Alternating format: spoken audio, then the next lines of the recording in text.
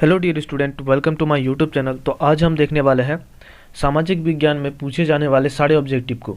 40 objective आपको करवा देंगे और 40 में 40 आपका पूरा सही होगा। तो वीडियो को लास्ट तक जरूर देखना। बिल्कुल आप लोग सोशल साइंस में गर्दा मचाएंगे, एक भी क्वेश्चन छोड़ के नहीं आएंगे। सब्जेक्टिव सारे क्वेश्चन को हम करवा दिए हैं अभी तक। अगर आप उस वीडियो को नहीं देखे हैं तो उसका लिंक आपको डिस्क्रिप्शन पर दे दिया गया, वहाँ से आप बिल्कुल देखिए। एक भी क्वेश्चन आपको छोड़ना नहीं है, एक भी क्वेश्चन, बस बिल्कुल गर्दा मचाना है। 9th के बाद उसके बाद 10th में भी हम लोग गर्दा मचाएंगे। 10th का भी बैच जल्दी ही शुरू होगा, तो चैनल को सब्सक्राइब करना बिल्कुल ना भूलें। यहीं पे आपका सारी चीज़ फ्री एकदम आपको प्रोवाइड किया जाएगा। चलिए क्वेश्चन में बढ़ते हैं आगे, जहाँ पे पहला नंबर क्वेश्चन है, अमेरिका के प्रथम राष्ट्रपति कौन थे? तो अमेरिका के प्रथम राष्ट्रपति जॉर्ज वाशिंगटन थे। ऑप्शन नंबर ए इसका बिल्कुल सही उत्तर होगा। अमेरिका के प्रथम राष्ट्रपति कौन थे? George Washington. उसके बाद चलते हैं हम लोग दूसरा नंबर प्रश्न की ओर, जहाँ पे बोल रहा है किस संधि द्वारा अमेरिकी स्वतंत्रता संग्राम समाप्त हुआ? किस संधि द्वारा अमेरिकी स्वतंत्रता संग्राम समाप्त हुआ? तो इसका सही उत्तर क्या हो जाएगा? Option number B. Option number B, Paris संधि के द्वारा। किसके द्वारा? पेरिस संधि के द्वारा ही इसका समाप्त हुआ था। उसके बाद तीसरा नंबर प्रश्न को देखते हैं, जहाँ पे बोल रहा है फ्रांस की क्रांति किस ईस्वी में हुई? फ्रांस की क्रांति किस ईस्वी में हुई थी? फ्रांस की क्रांति किस ईस्वी में हुई, ये बात आपसे पूछ रहा है। फ्रांस की क्रांति किस ईस्वी में हुई? तो इसका सही उत्तर हो जाएगा 1789। ऑप्शन नंबर बी इसका बिल्कुल सही उत्तर है। किसका? 1789। चलिए आगे बढ़। रूसो द्वारा कौन सी पुस्तक लिखी गई है? रूसो के द्वारा कौन सा पुस्तक लिखी गई है? तो इसका सही उत्तर क्या हो जाएगा? ऑप्शन नंबर सी, सामाजिक संविदा। किसका? सामाजिक संविदा। ऑप्शन नंबर सी इसका बिल्कुल सही उत्तर है। उसके बाद है 5 नंबर प्रश्न को देखते हैं, जहाँ पे बोल रहा है प्रतिनिधित्व नहीं तो कर नहीं, कर नहीं का नारा किसने दिया था? प्रतिनिधित्व नहीं तो कर नहीं का नारा किसने दिया था? तो इसका सही उत्तर क्या हो जाएगा? 5 का सही उत्तर क्या हो जाएगा? ऑप्शन नंबर डी, इनमें से कोई नहीं। कौन होगा? ऑप्शन नंबर डी इसका बिल्कुल सही उत्तर है। उसके बाद 6 नंबर प्रश्न की ओर चलते हैं, जहाँ पे बोल रहा है सप्तवर्षीय युद्ध 1756 से 1763 किन दो देशों के बीच लड़ा गया था? सप्तवर्षीय, 7 वर्ष जो युद्ध लड़ा जाता है उसको कहते हैं सप्तवर्षीय युद्ध। किन दो देशों के बीच लड़ा गया था? तो इसका सही उत्तर क्या हो जाएगा? ऑप्शन नंबर सी, इंग्लैंड और फ्रांस के बीच में। किसके? इंग्लैंड और फ्रांस। ऑप्शन नंबर सी इसका बिल्कुल एकदम सही उत्तर है। उसके बाद है 7 नंबर प्रश्न, जहाँ पे बोल रहा है शक्ति पृथ्वीकरण सिद्धांत किसने दिया था? शक्ति पृथ्वीकरण सिद्धांत किसने दिया था? तो इसका सही उत्तर क्या हो जाएगा? ऑप्शन नंबर डी, मांटेरेक्यू ने। किसने? मांटेरेक्यू ने। ऑप्शन नंबर डी इसका बिल्कुल सही उत्तर है। 8 नंबर प्रश्न की ओर बढ़ते हैं, जहाँ पे बोल रहा है किस प्रसिद्ध शासक ने कहा मैं ही राज्य हूँ? किस प्रसिद्ध शासक ने कहा? कौन सा राजा ने कहा था मैं ही राज्य हूँ? तो इसका सही उत्तर क्या हो जाएगा? ऑप्शन नंबर ए, लुई 14वां। कौन सा? लुई 14। उसके बाद है 9 नंबर प्रश्न, जहाँ पे बोल रहा है बिस्मार्क का संबंध किस देश से है? तो बिस्मार्क का संबंध जर्मनी से है। किससे? बिस्मार्क का संबंध जर्मनी से, यहीं पे उसका जन्म हुआ था। उसके बाद चलते हैं 10 नंबर प्रश्न की ओर, जहाँ पे बोल रहा है किस अमेरिकी बंदरगाह पर जापान द्वारा हमला किया गया था? किस अमेरिकी बंदरगाह पर जापान के द्वारा हमला किया गया था? तो इसका सही उत्तर क्या हो जाएगा? बिल्कुल ऑप्शन नंबर ए, पर्ल हार्बर के द्वारा। किसके द्वारा? पर्ल हार्बर के द्वारा ही अमेरिका के बंदरगाह पर जापान ने हमला किया था। उसके बाद है 11 नंबर प्रश्न, जहाँ पे बोल रहा है हिटलर की आत्मकथा का नाम क्या है? हिटलर की आत्मकथा का नाम क्या है? तो इसका सही उत्तर क्या हो जाएगा? Mein Kampf. कौन सा है? Mein Kampf. Option number B. उसके बाद चलते हैं 12 नंबर प्रश्न की ओर, जहाँ पे बोल रहा है टेलेकड़ क्या थे? टेलेकड़ क्या थे? तो इसका सही उत्तर क्या हो जाएगा? ऑप्शन नंबर ए। ऑप्शन नंबर ए इसका बिल्कुल सही उत्तर होगा, भूमिकड़ है। कौन सा? भूमिकड़।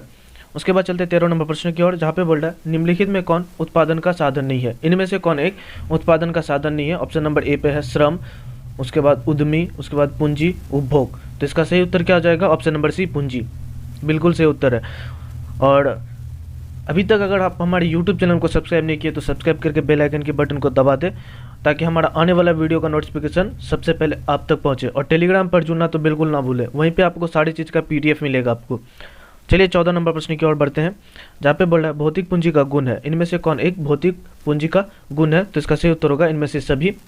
निष्क्रिय, मूर्त, उसके बाद ह्रास हो सकता है, ये सारे चीज़ भौतिक पूंजी का गुण है। ऑप्शन नंबर डी इसका बिल्कुल सही उत्तर होगा इनमें से सभी। उसके बाद 15 नंबर प्रश्न है, जहाँ पे बोल रहा है निम्न में कौन एक मानवीय पूंजी नहीं है? इनमें से कौन एक मानवीय पूंजी नहीं है? तो इसका सही उत्तर होगा ऑप्शन नंबर डी, शिक्षा।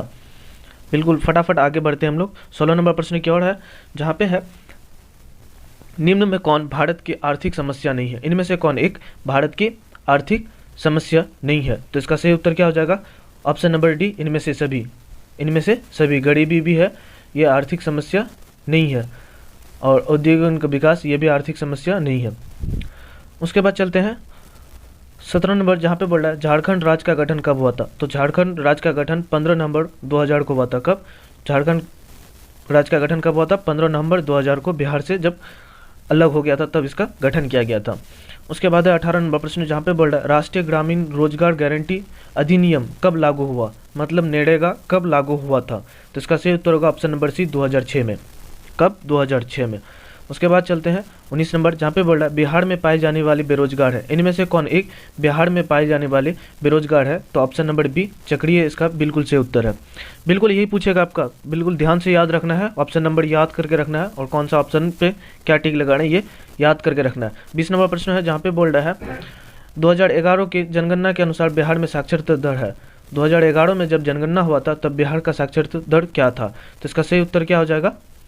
सही उत्तर क्या हो जाएगा? 63.82%। 63.82% तभी साक्षरता दर था।